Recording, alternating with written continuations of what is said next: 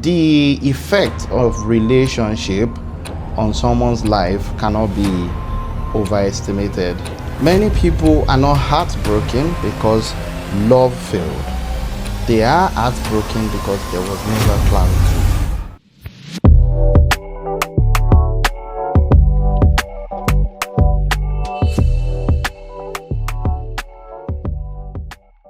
Welcome to Aanu Growth Series, episode 23.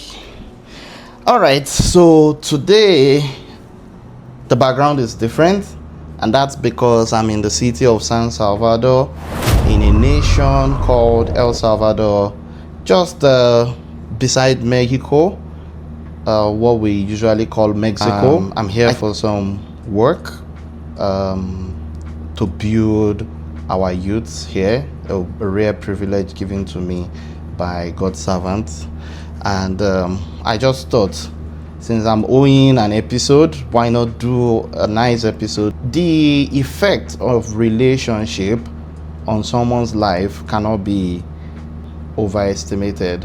Today we are talking about marriage, courtship, and dating. I don't know if I should say in that order or in no particular order, right? I do know my audience, the people who watch this, I plan it for people who are less than 30. So if you are less than 30, of course, this is R18. So if you are less than 18, skip this video.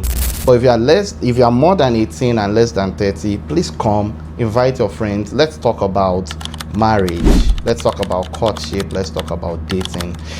Relationships, to me, relationships are drivers of things like peace, of things like purpose, of things like direction, of things like emotional stability.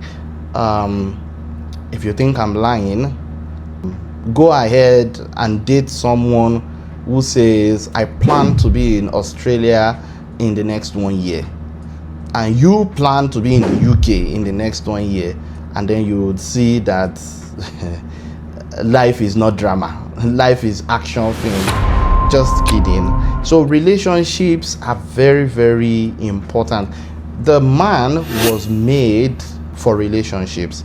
Man was never meant to be alone, not in any age of their lives. When they are young, parents are important. When they start getting older, friends are important, spiritual relationships are important, mentorships are important. So man was never ever made to be alone. But now when it comes to the word dating, I feel like it has become bastardized, and that's why I don't even want to talk to those who are less than 18. I believe, I'm of the opinion, and I think I'm entitled to my opinion. This is my podcast, right? I believe if you are less than 18, you shouldn't even be talking about relationships. You shouldn't be talking about dating. I think dating is too complex for anyone who is less than 18 to dabble their hands into. It's okay to have friends, right? But if you are, what's the essence of dating actually? Dating is you are trying to assess compatibility. Again, my own opinions, right? You are trying to assess compatibility when it comes to see if this is someone you can be with in the long run, someone who you can spend the rest of your life with, and many more options like that, right? So if you are less than 18, you don't need it. Even if you need it for experience, you should be 18 first, because there are certain things you need to learn. You dating before 18, and I'm hoping that no one less than 18 watches this video. You dating before 18 looks like you are putting the cart before the horse. No matter what your emotions are saying, no matter how much research says people become emotional at so age or something, I don't think it's needed. So back to the story. Now, if you are more than 18, it's now important to start talking about why should you date. Because again, like Bishop Oyedepo says, if the purpose of a thing is not known, abuse is inevitable. You don't want to abuse the subject of dating. But you ask some people, why are you dating? They say, oh, my friends are dating, I don't want to be lonely. What kind of silly excuse is that? If you don't know the purpose for it, pause Go and figure out the purpose of dating, right? Then come back and ask yourself if you should date. Anyways, let's now talk about relationships, right? Or let me do a little bit deep dive into courtship. When it comes to courtship is more intentional.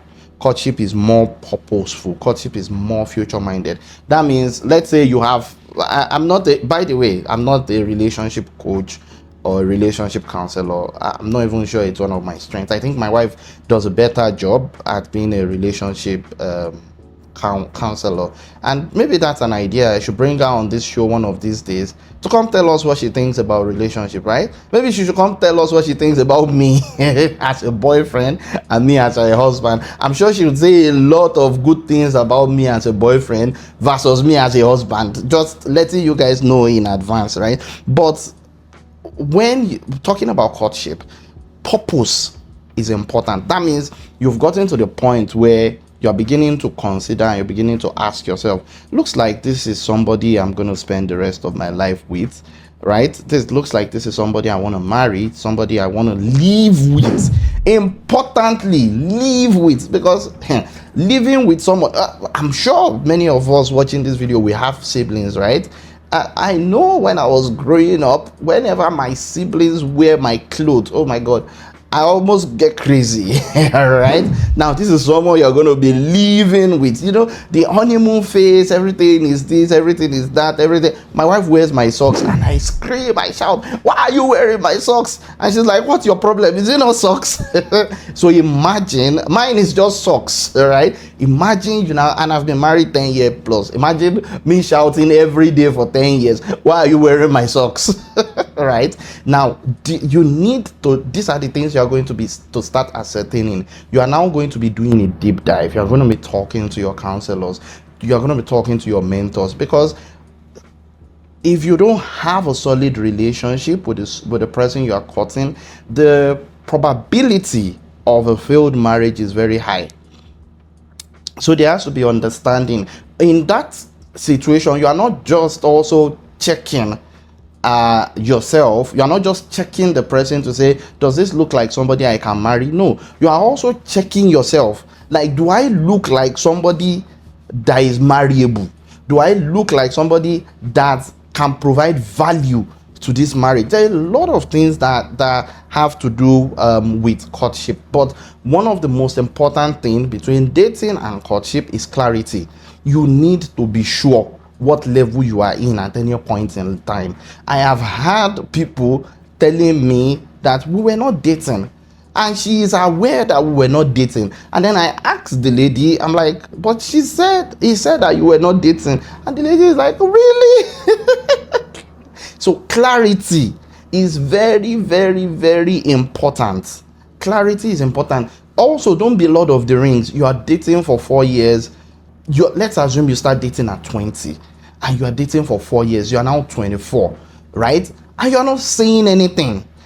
More to make matters worse, no one in your family knows the person, knows the guy or knows the lady. You have literally turned to Lord of the Rings. You may not want to get married at 24. You may want to get married at 26, 27, or 28, right? But it's important that you now start having accountability partners. You shouldn't now say, oh, because we've been dating for this long, we can start having sex. Well, for me, it's a no-no. And the Bible itself says no. When some people now come and say, I love the answer I got when somebody asked, can we do what do they call that thing, non-sexual things in our relationship? I love the answer somebody gave. The person said, it's because the Spirit of God in you is not really strong. That's why you're thinking about satisfying your body, because if you are really born again, you should be thinking about being spiritually stronger, right? You shouldn't think about giving in to your body. A caveat here, I'm not condemning anyone, I'm not judging anyone. This is episode 23. You already know how I speak, and at the same time, I am not perfect, right? I wasn't also perfect before I got married, but we have to keep saying these things, because it looks like when I was younger, I was part of YDI, Pastor Joe Ogbe, and it was amazing. It was an amazing experience. All of us, myself and my siblings, we all passed through it. There was something they used to make us sign there. I think it's covenant of virginity or something. All of those things, it looks like the thin line is removed. We shouldn't start prioritizing things that are not beneficial to the kingdom of God. We are youths, and our primary purpose in life is to act as ambassadors, to be beneficial to the kingdom of God, ambassadors for Christ. That's what you should be asking yourself every day. In your relationships, in your job, in your career, in everything you do, are you acting as an ambassador of Christ? Or you are just going ahead around gratifying your flesh? No, that's not what Jesus wants. Also, let's go back to relationships. Your relationships should not be emotion led, because like somebody says, love is blind, but marriage is the eye opener. No, it shouldn't be emotion led. No, don't say, oh, I love him, I can't take my eyes off it, I can't forgive him. And you want to marry the person, just wait. You shouldn't be pressure driven. Oh, everyone around me is getting married. Oh, everyone around me is dating. Everyone around me, this one bought a ring for his girl. This one bought a shirt for his guy. No. You don't need all of that. You don't also need the social media pressure. You don't need the fear of loneliness. See, if you ask me, what I would say is, if you are not yet in a relationship, you can stay without the relationship until you are ready. In fact, I think you will have more valuable relationship, and I mean dating or courting relationship, if you know God's purpose for your life. And we've talked about that before, because it will now determine the kind of people you let in. Let's say, for example, before I got married to my wife, I told her I'm going to be traveling a lot, right? I'm here in El Salvador, and this was not even part of the plans for this year anyways, but I just like traveling, so I hardly say no to an offer of travel that comes my way. So I told her I'm going to be traveling a lot. Is that something you're fine with? And she said she's fine with it, right? Although later in the marriage some things happened, I will not go into the details, but if you love to travel and your spouse or your girlfriend or your boyfriend is somebody that is, in quote, mushy, there are people that cannot do without their husband. In short, I have a friend, I'm sure he's going to watch this video and he's going to call me and say, I know, right? I have a friend who, when he was dating his now wife, the lady used to call him on video every time. I'm like, how are you even coping? You are in the office, she's calling you on video. You are out shopping, she's calling you on video. I'm like, man, this is close marking. So you should understand, when you know God's purpose for your life, there are a couple of things that you will now know about the kind of person you should marry. If you know that you are going to do ministry, then you should marry somebody who loves ministry. Because if you marry someone who doesn't love ministry and you love ministry, you are going to be impeded from doing the things that God wants you to do. So finding purpose is very, very, very, very, very important. And I'll go back to the topic of intention and clarity. Don't just, as much as it sounds funny, it's important to ask the question, what are we? It's very important. It's very important to ask the question, what are we? Right?